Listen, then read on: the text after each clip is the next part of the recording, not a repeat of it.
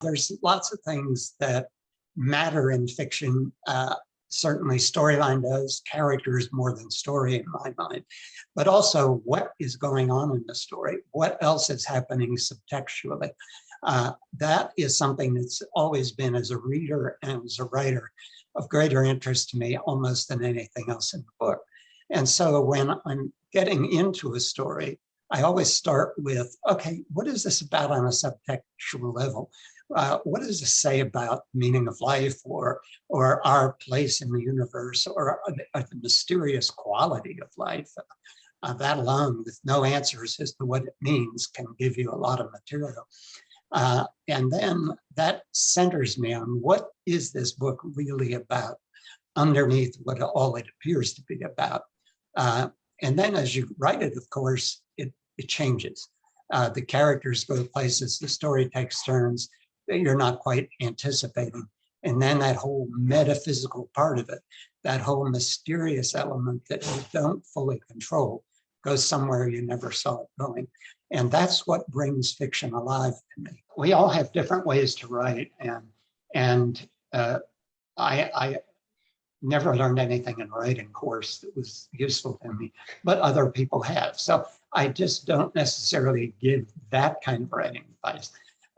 One thing I do say I think is important is when you have decided this is what you want to do, you have to understand it is hard to break through. And it's harder now than it ever was to break through in a meaningful way.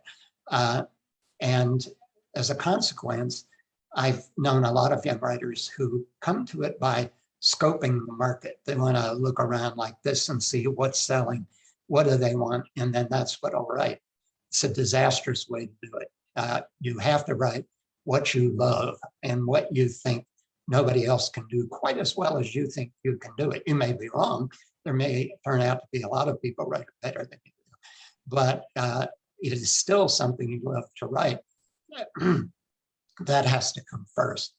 And even if what you love to write isn't anything you see them publishing, because the other side of that coin is you spend a couple of years writing what you think they want, and the taste has changed and nobody wants that anymore.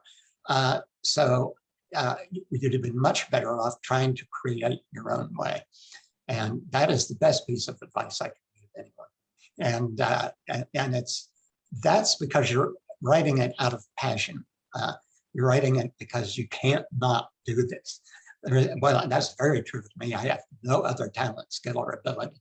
Zero, zip, nada. You can talk to my wife, she'll confirm that. My assistant is right in the room, she'll confirm that. So if this didn't work, nothing else would. And you have to go at it with that attitude. Even if you do have other talent, skills, and ability, pretend that you don't. Pretend that it's this or living on the street in a shopping cart. And that will motivate you to stay with it to the level you need to make it work.